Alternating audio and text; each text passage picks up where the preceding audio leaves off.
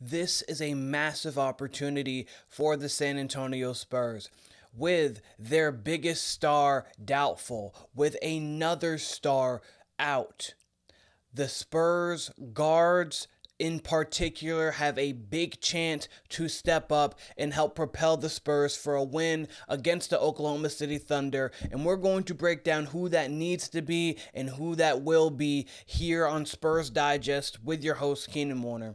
And we appreciate all of you guys here at Spurs Digest. The love and the growth with this show has been phenomenal thus far, and it's only going to continue to be that. If you guys haven't yet, there's so many that have, but if you haven't yet, take a spur of the moment to get every Spurs moment moving forward by hitting that subscribe button and growing with Spurs Digest. But tonight, we know it's game day. Game day is the best day of the year. All game days, the greatest days of the year.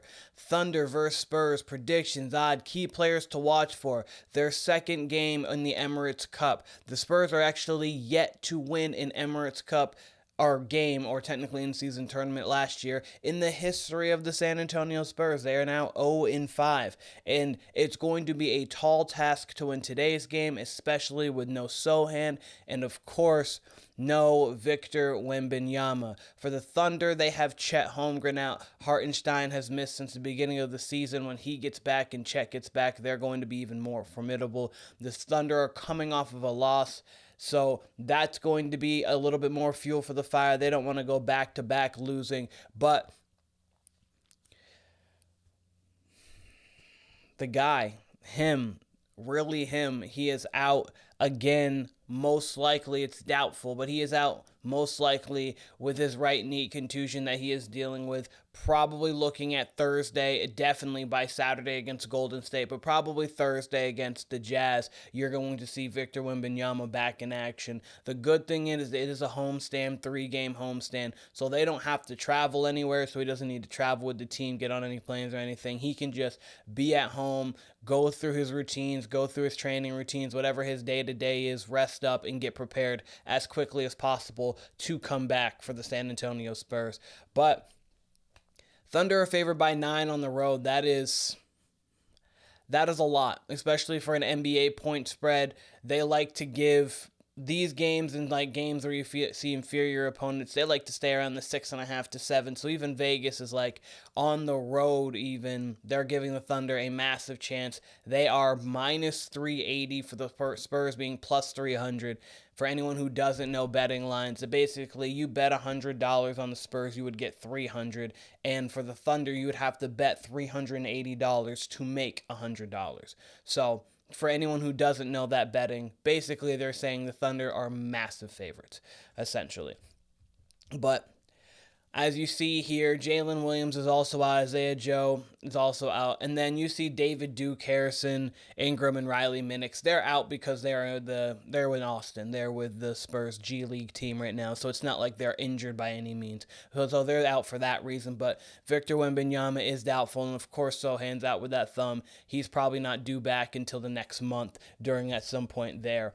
But the key players to watch for in this game, I believe there is 2 massive key players, and then of course you need your supplementary pieces off of those to play well, because you need multiple players to play well in a game like this if you're planning on getting a W. The first one, Devin Vassell. Could we see an expanded role for Devin Vassell on Tuesday? With Wemby and Sochan out, Wemby most likely, the Spurs need an offensive punch, and Vassell's averaging 16.2 across the 4 games this season. He's been on a minute limit after missing the start of the season with an injury, but he could be counted on for a bigger factor on Tuesday. And here you see Vassell, as he said, 16.2, 16.3, 1.3 rebounds, 3.5 assists. He's shooting 45% from the floor and 37% from 3, already showing the capabilities of what he can do offensively, and he's only playing around 22-ish, 23-ish minutes. He started off scoring a point a minute for his first 2 games. That dipped down just a hair, but we know the capabilities of Vassell. If someone said before this game a Spurs player scored 30, your most likely option, even coming off of this injury, would be Probably Devin Vassell. Yeah, he can, because he is a bucket. He can go get it. He can get it on his own. He can shoot from the wing on someone's passing. There's a lot of facets to his game, and he can play defense when he's fully locked in. This is just a guy you want to have on your roster. All 30 teams would want Devin Vassell on their roster. But he is the first piece that could be very important for the San Antonio Spurs team.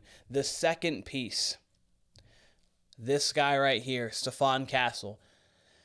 So Stephon Castle he's playing very well for a rookie. He started off the season a little slow when you're talking statistics. Over the last 6 games, which we'll get into in just a moment, he has been playing very good basketball. Good enough basketball for that guy, one of the GOATs, to say this.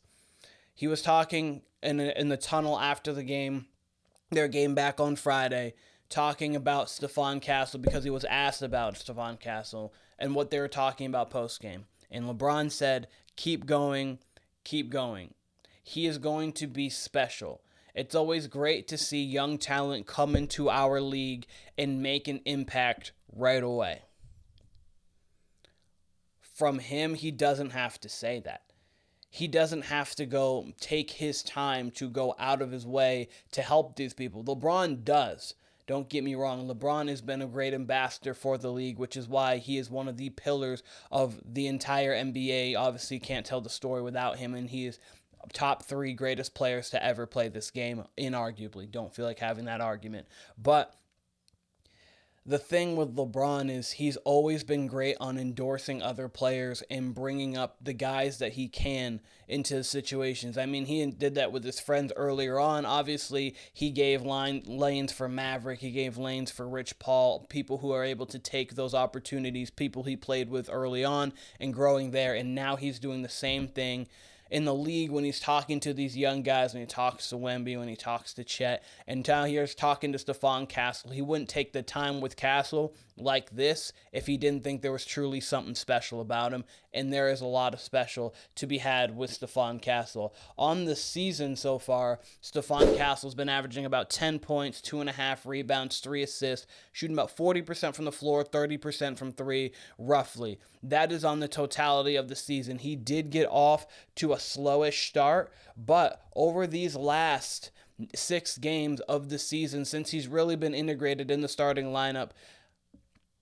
if you can't see that, that says 15 points a game, 3 rebounds, and 5 assists, only 1.5 turnovers. I understand 5 assists as a point guard is a little low, but at the same time, you've got to remember, too, that Chris Paul is truly the point guard. He has 8.4 assists to only 2 turnovers right now. But the 4.7 to 1.5 turnover ratio, that's a 3-to-1. You'll take that from any point guard any day of the week. 3-to-1 is a great ratio. This is in 30 minutes. He's shooting 48% from the floor, and he's shooting 42% from 3, and this is on 4 attempts a game. This is what you want from him. If he can be anywhere between a 35-plus three-point shooter on 4 to 5 attempts a game, that is where he is going to be able to make his most impact, because now the defense can't sag. He can get to the basket, which is his best asset. And you see it here in games like when he played the Los Angeles Lakers. Obviously, the game we talked to LeBron, 3 of 4 from 3, 7 of 12 from the field. When he played the Jazz, it was 8 of 16, 3 of 7 from 3.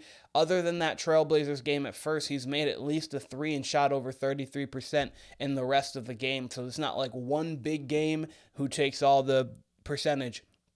He's truly been playing at a high level, and he is going to need to continue to do that today if the Thunder are going to go down from the hands of the San Antonio Spurs, the same way Devin Vassell is going to need to play at a high level if they are going to take down this Oklahoma City Thunder roster.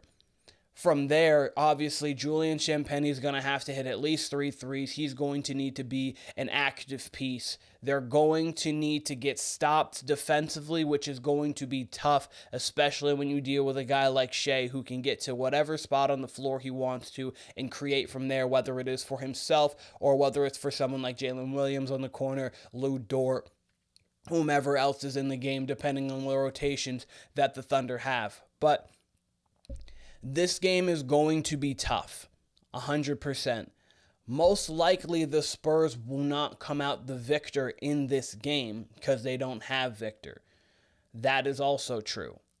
But this is a massive opportunity for the San Antonio Spurs because it's the NBA and anything can happen on any given night.